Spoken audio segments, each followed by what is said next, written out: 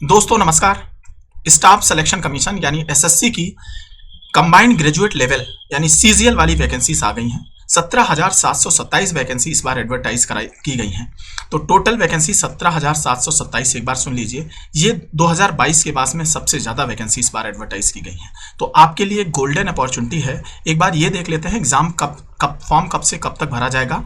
तो 24/6/2024 से लेकर के 24/7/2024 तक फॉर्म भरा जाएगा। फॉर्म भरने में देर नहीं करिएगा, क्योंकि आपको फिर सेंटर की दिक्कत आएगी। जो आपका एग्ज़ाम होगा सितंबर या अक्टूबर में 2024 में होगा, तो अच्छी खासी तैयारी करनी होती है, क्योंकि वैकेंसीज के हिसाब से बहुत सारे बच्चे इस एग्ज़ाम को देते हैं। ये 2 टियर में एग्ज़ाम होगा, यानी 2 लेवल में होगा, पहले एक फिर दूसरा लेवल। तो दूसरे लेवल को दिसंबर 2024 में एग्ज़ाम करवाया जाएगा। दोनों कंप्यूटर बेस्ड एग्जाम होंगे और दोनों के लिए अच्छी खासी तैयारी चाहिए। तो इस हिसाब से आप लोग अपने एग्जाम के लिए लग जाइए और पूरा प्लान करके पढ़ाई करिए। आइए देखते हैं इस वैकेंसी को डिटेल में। तो सबसे पहले ग्रुप बी और ग्रुप सी की वैकेंसीज हैं इसमें, और सेंट्रल गवर्नमेंट के डिफरेंट डिपार्टमेंट में हैं। यानी आपको अगर सेंट्रल गवर्नमेंट में जॉब करनी है तो एसएससी सीजीएल से अच्छी और कोई जगह नहीं हो सकती जहां पे आप अप्लाई करें। यहाँ पे बहुत सारी वैकेंसीज भी आती हैं और आपके लिए अच्छी अपॉर्चुनिटीज़ भी रहती हैं। मेन सिटीज़, इंडिया की मेन सिटीज़ जैसे दिल्ली हो गया, बाकी कैपिटल सिटीज़ हो गया, लखनऊ हो गया, इन सब जगहों पे आपकी पोस्टिंग होगी। तो इस तरीके से ये वैकेंसी उन लोगों के लिए बहुत अच्छी है जो मेजर सिटीज़ में नौकरी करना चाहते हैं। दोस्तों अब देख लेते हैं कि क्वालिफिकेशन में क्या चाहिए। तो ज़्यादातर वैकेंसीज में आप केवल ग्रेजुएट हैं, आप इसके लिए अप्लाई कर सकते हैं। जैसे कि graduate CGL graduate combined graduate level exam है, तो पहले ही नाम में ही ग्रेजुएट है। तो अगर आप ग्रेजुएट हैं, लाइक BA हैं, BSc हैं, BCom हैं, BTech हैं, एनीथिंग अगर आप हैं, तो इस वैकेंसीज के लिए 17,000 जो वैकेंसीज आई हैं इनके लिए अप्लाई कर सकते हैं। इनमें से केवल 2-3 वैकेंसी हैं जिनमें थोड़ा सा अलग चाहिए है। तो जैसे JSO है, जूनियर स्टैटिस्टिकल ऑफिसर की वैकेंसी जो है, इसमें थोड़ा सा अलग चाहिए होता है और इसमें 1 साल का एक्सपीरियंस होता है, रिसर्च असिस्टेंट।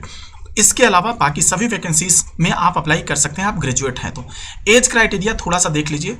20 से 30 साल की एज का क्राइटेरिया है। इसमें अभी हमने छूट जो होती है OBC को 3 साल और SC ST को 5 साल की जो छूट होती है उसको छोड़ के ये 20 से 30 साल की एज आप के लिए जो है वो इन सारी वैकेंसीज में है। तो एक ये वाली हो गई असिस्टेंट सेक्शन ऑफिसर। इसके बाद में इसमें 20 से 30, तो ज़्यादातर वैकेंसीज में 20 से 30 हैं।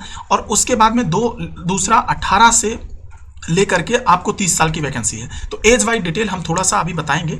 और जो आपकी D ग्रेड C ग्रेड की वैकेंसी है उनमें 18 से 27 साल तक की एज में मोस्टली दी हुई है।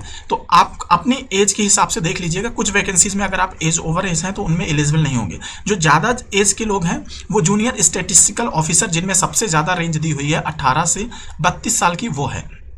तो इस तरीके से एज क्राइटेरिया हो गया। एजुकेशन में ग्रेजुएट हमने बता दिया 1-2 वैकेंसीज को छोड़ करके। तो एक बार देखते हैं कि वैकेंसीज हैं कौन कौन सी इस एग्जाम के लिए। ASO जिसको बोलते हैं असिस्टेंट सेक्शन ऑफिसर, ASO की जो वैकेंसीज हैं वो सेंट्रल सेक्रेटरीट में है, इंटेलिजेंस ब्यूरो में है, मिनिस्ट्री ऑफ रेलवेज में है, ministry of external affair, air force headquarter में है, ministry of electronics and information technology में है, other ministries and department, central board of direct taxes, CBIC में इंस्पेक्टर की वैकेंसी है। इसके अलावा इंस्पेक्टर प्रिवेंटिव की इसी में वैकेंसी है, इंस्पेक्टर एग्जामिनर की इसी में वैकेंसी है। इस तरीके से जो सेंट्रल गवर्नमेंट में बड़े बड़े डिपार्टमेंट हैं उनकी सारी वैकेंसी यहीं से हो रही है। तो इस तरीके से आपने देखा कि भारत में जो सेंट्रल गवर्नमेंट की सबसे इम्पोर्टेंट मिनिस्ट्रीज हैं उन सब में ये टॉप पोस्ट छोड़ दीजिए, तो उसके बाद की सारी वैकेंसी CGL से भरी जा रही है। अब एक बार वैकेंसीज की डिटेल देख लेते हैं। इस बार आई है 17,727 वैकेंसी, आपको पहले ही बता दिया।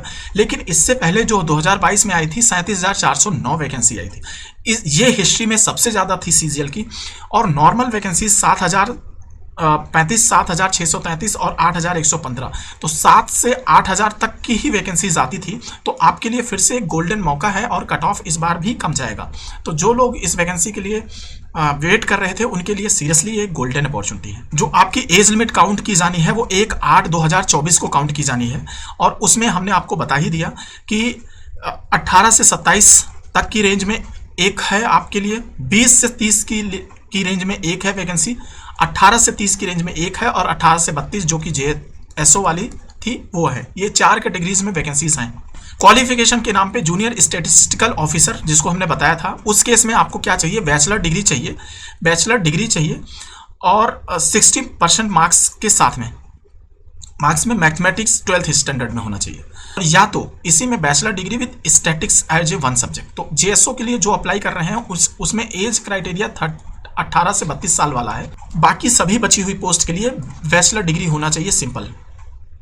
फॉर्म फीस जो लगेगी वो 100 रुपये लगेगी, फॉर्म फीस केवल 100 रुपये लगेगी। जो आपके सेंटर होते हैं मेजर सिटीज में है, जैसे यूपी बिहार वाले रीजन में भागलपुर, मुजफ्फरनगर, पटना, पूर्णिया, आगरा, बरेली, गोरखपुर, झांसी, कानपुर, लखनऊ, मेरठ, प्रयागराज, वाराणसी, इतना सेंटर यूपी और बिहार मिला के है। अब जो सबसे इंपॉर्टेंट चीज है, स्कीम ऑफ एग्जामिनेशन पे आ जाते हैं। टीयर 1 और टीयर 2 दो फॉर्म में है। जो लोग फॉर्म भर रहे हैं पहले टीयर 1 पे कंसंट्रेट कर लें।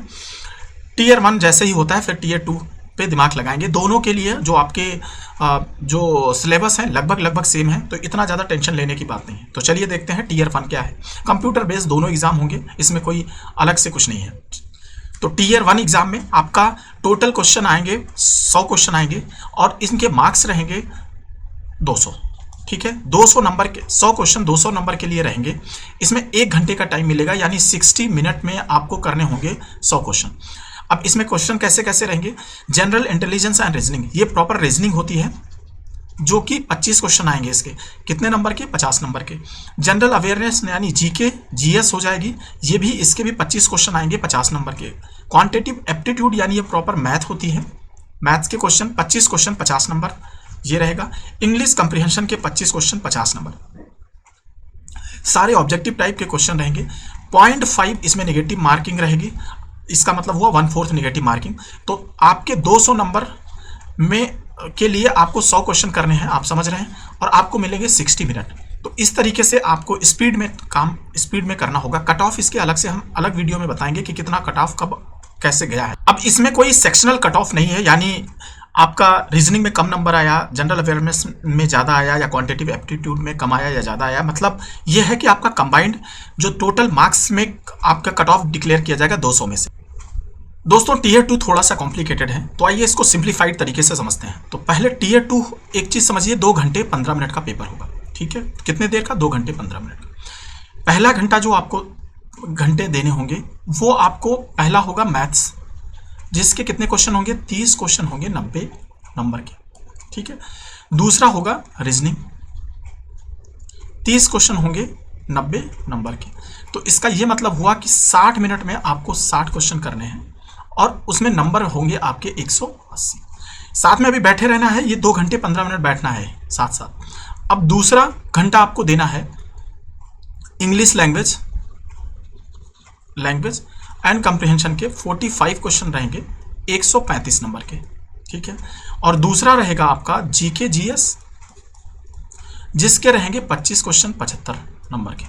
तो टोटल इस बार भी हो गया आपका कितना, तो इस तरीके से आप करेंगे 210 नंबर के कितने क्वेश्चन, 70 क्वेश्चन। उसमें कितने कर रहे थे, 60 क्वेश्चन, और इसमें करेंगे 70 क्वेश्चन कितने मिनट में, 60 मिनट। तो टोटल मिला करके अब तक आपका हो गया, कर दिया अब तक 130 क्वेश्चन हो गए। 130 क्वेश्चन करने के लिए आपने कर दिया 390 नंबर के 130 क्वेश्चन कर दिए। 70 क्वेश्चन करे आपने इंग्लिश और जीके के मिला करके, और मैथ के करे 60 क्वेश्चन। दोनों 1 घंटे में एक बार में आपने 70 क्वेश्चन किए, एक बार में आपने 60 क्वेश्चन किए। तो टोटल मिला के 130 क्वेश्चन हो गए और 390 नंबर का हो गया। अब आपका 2 घंटा हो गया। इन्हीं 130 जो आपका 390 नंबर है, इसी पे बननी है मेरिट। लेकिन बाकी चीजें क्वालिफाइंग है, उसको देख लेते हैं। अभी आपने किया 1 घंटे में, पहला किया आपने 60 क्वेश्चन, दूसरे घंटे में आपने किया 70 क्वेश्चन। पहले वाले में मैथ और रीजनिंग था, दूसरे वाले में इंग्लिश और जीके था। अब बचे हुए 15 मिनट और 15 मिनट में आपको कंप्यूटर का टेस्ट देना है, जिसमें आपको 20 क्वेश्चन रहेंगे 60 नंबर के। ये आपका रहेगा क्वालिफाइंग। इसमें आपको 20% से लेकर के 30% नंबर लाना पड़ेगा। जनरल वालों को 30%, SC ST वालों को 20%। तो क्वालिफाइंग मार्क्स इसमें लेके आना है। ये नंबर जुड़ेगा नहीं, कौन सा, कंप्यूटर वाला। तो कंप्यूटर वाला नंबर जुड़ेगा नहीं। उसके बाद में DEST आएगा, जो आपका टाइपिंग स्पीड चेक की जाएगी 15 मिनट का। वो इस पेपर 2.5 घंटे, अभी 2 घंटे 15 मिनट बैठे हैं। इसके बाद में थोड़ी देर बाद आपका होगा 15 मिनट का टाइपिंग टेस्ट। टाइपिंग टेस्ट में आपको फिर क्वालिफाई करना है। अगर आपने इतना कर दिया तो आपकी अब जो मेरिट बनने वाली है वो 130 क्वेश्चन में 390 नंबर में बनेगी। तो आपको समझ में आ गया कि आपका जो इंग्लिश लैंग्वेज एंड कंप्रिहेंशन है जिसके 45 क्वेश्चन थे और 135 मार्क्स के थे। सबसे ज़्यादा वेटेज इसी का था और सबसे ज़्यादा क्वालिफाइंग में तो इंग्लिश का वेटेज इसमें काफ़ी है। अगर आपने इंग्लिश को संभाल लिया तो आपका सिलेक्शन काफ़ी श्योर है कि हो जाएगा। तो इस तरीके से आपने देख लिया कि आपका टीयर 1 में क्या था। टीयर 1 देख लिया जिसमें केवल 4 सेक्शन थे, 100 क्वेश्चन थे 200 नंबर का, और यहाँ पे 130 क्वेश्चन है 390 नंबर के। तो 390 नंबर पे आपकी मेरिट बनेगी। थैंक यू दोस्तों। अगर आप मेरा वीडियो पसंद आता है तो प्लीज़ लाइक करिए, चैनल को सब्सक्राइब करिए, और अगर आपकी कोई क्वेरी है, कुछ और पूछना चाहते हैं तो कमेंट में जरूर करिए। थैंक यू दोस्तों, थैंक यू।